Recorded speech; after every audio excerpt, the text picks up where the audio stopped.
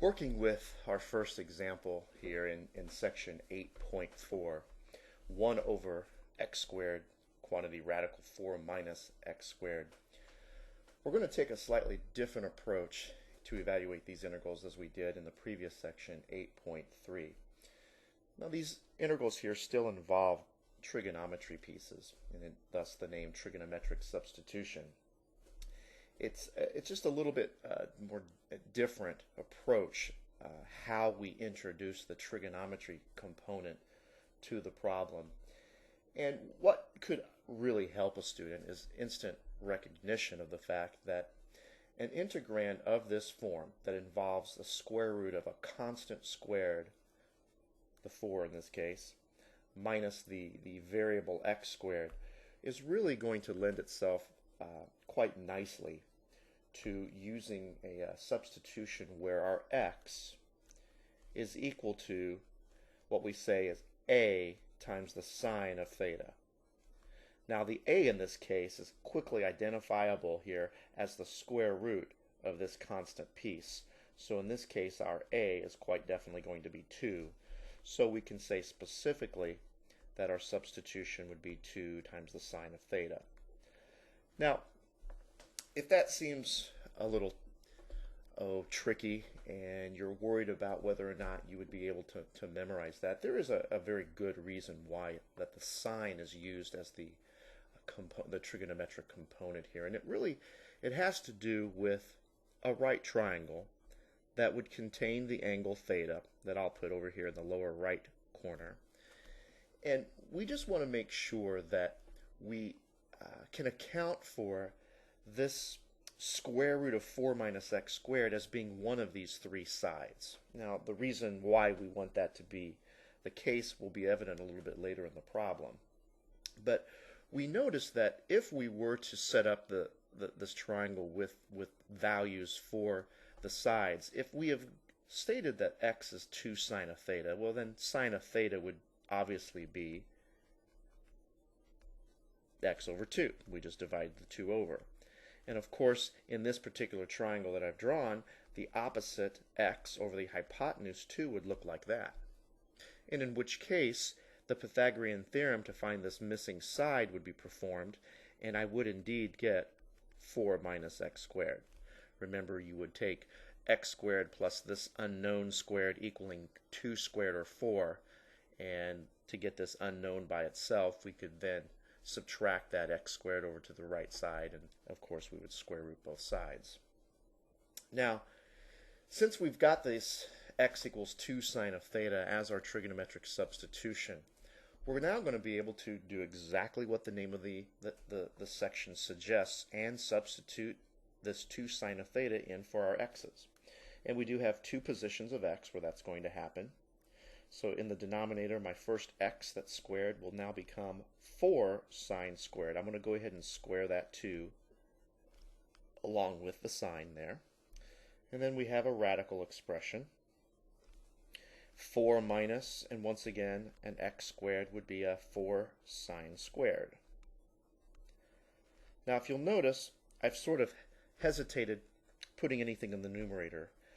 Yes, there was a 1 there originally, but that's going to change because a lot of times I see students not pay a lot of attention to this little dx at the end of an integral, and it becomes extremely important, especially when you're working with any kinds of substitution idea.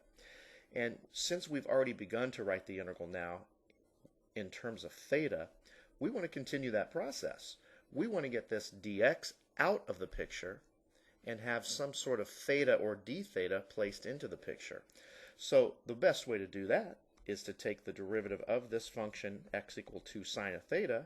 It's a very simple derivative. You get 2, that would be 2 cosine of theta, wouldn't it? 2 cosine of theta, and then I can go ahead and tack on a d theta here at the end. You could think of it as originally taking the derivative dx over d theta, derivative of x with respect to theta, and I'll just swing that d theta to the right, sort of writing it as a differential. And there I've got a great substitution now. This dx, in essence, will get replaced by all of this that I've circled. So I can conveniently just write that up here in the numerator. And now I have my integral all transformed in terms of theta. And quite honestly, this is maybe not the most difficult step for each of these problems. It's by far and away the most critical step for each of the problems. We do have just a little bit of algebra here to take care of. And then at the end, you're going to see another kind of clever back substitution that's going to take place. Now, hopefully, I can get you all to see that there's some factoring that can be done here within this radical. And it's going to be very important to perform this factoring. Because within that radical, within there, if we can get those 4's out of the picture, we would see a 1 minus sine squared in there that could become a cosine squared, albeit one that's under a radical, that would ultimately cancel with our cosine on top. Now, before we can employ such a trigonometric identity, we must factor out that 4. And as we factor out that 4, we must keep in mind that it really isn't a 4 that we're factoring out. It's more like a square root of 4. So now that I've written the top here, let's see what we got. Factoring a square root of 4 is essentially factoring out a 2. And that 2 that comes out to the front of this could multiply by the 4 that's already there and then give me an 8. So I have 8 sine squared of theta. And rather than jump the gun here too much, I'm going to go ahead and rewrite what's inside of that radical as 1 minus sine squared now. All right, again, recap. We saw a common factor of 4 that we factored out of the radical, but because it was in a radical, it's really treated as a square root of 4, which of course is a 2. Now, as I said before, this 1 minus sine squared right here is essentially going to be a cosine squared using the Pythagorean identity. And that square root of cosine squared would be treated as a cosine, and it will in essence cancel with the cosine that I have above here. Now that's a step that I'm going to go ahead and write out here one time, just because in the purpose of taking the notes, I want to make sure that nothing is confusing for the observer here, and that would be you. And the 2 over the 8 here, I'm going to go ahead and cancel that, make the 4 in the bottom. And we have the sine squared of theta. And as I said before, we've got the cosine squared underneath the radical, which we can just write as a cosine. So once I do cancel these cosines, we've got something kind of interesting on our hands. You've got a 1 over 4 sine squared, which on the surface you look at that and think, oh goodness gracious, we've got something that we can't integrate. But think about it a little bit. Sine squared doesn't integrate very nicely, but look where the sine squared is located. He is in the denominator, and perhaps you might recall a special trigonometric reciprocal identity that says 1 over sine is the same as cosecant. So what we've essentially got here is the cosecant squared with a 1/4 in front. And I'm just going to bring that 1/4 in front of the integral symbol and make sure that I write the correct trig expression here. So we're looking at this. This problem sort of has evolved quite interestingly. We are now at the stage where we're just about to integrate the cosecant squared. And that's one of your basic integration formulas. Hopefully you all remember. The answer is, well, what is the answer? You think, what derivative do you take to get cosecant squared?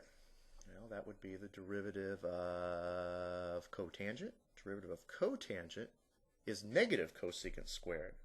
So if we integrate positive cosecant squared, we would be looking at negative cotangent, would we not? I always tell my students to memorize these by the fact that if your answer to an integration problem begins with the letter C, like cotangent does, then you need to put a negative in front of it. And then we put our plus C. Now, you don't want to pat yourself on the back just yet. And I know you've worked very hard on this problem and you think, gosh, what more is there to do? Well, you've got to keep in mind that the original problem, way back up here, asked us a question. It wants to know what is the integral of this expression with respect to x. And if it asks us with respect to x, then we want to make sure our final answer is in terms of x. And right now we don't have that. We have an answer that is in terms of theta. But it's very easy to fix this. It's very easy to write this in terms of x. And what we're going to do is rely on this very handy triangle that we drew earlier. You know, on the surface at the beginning of the problem, the triangle wasn't important. As long as you knew that the substitution was x equal a sine of theta up here at the beginning. But by drawing the triangle and getting you to feel a little bit more comfortable about our selection of a sine of theta, we can now revisit it and we can see that that's going to come in very handy in finding the cotangent of theta. It's not important to find theta. I think that's going to be a lot more work than what you need to do. What you'll need to do here is find out what is the trig ratio of the cotangent. And while cotangent isn't one that you have that nice mnemonic device of SOHCAHTOA for, I think you can easily remember that the cotangent of any angle is equal to, well, it's the reciprocal of the tangent, so it's not opposite over adjacent, but it would be adjacent leg over opposite leg. So in this case, we're talking about the square root of 4 minus x squared. That would be the adjacent leg to theta all over x, which is the opposite. So all we'll do for our final step is to swap out our cotangent theta and replace it with our new trig ratio here. And best way to do that probably would be in a single fraction. And I don't want to forget the negative sign. I've already got that written. And I'm just going to put my 4 down here in the denominator to go along with that x. And then I've got my square root of 4 minus x squared up on top, all plus c. And this here would be my final answer. If we took a moment, not suggesting that you have to do this, but you could take the derivative of this using the quotient rule or possibly a modified product rule with it, and you would find that the end result would simplify to be this original integrand.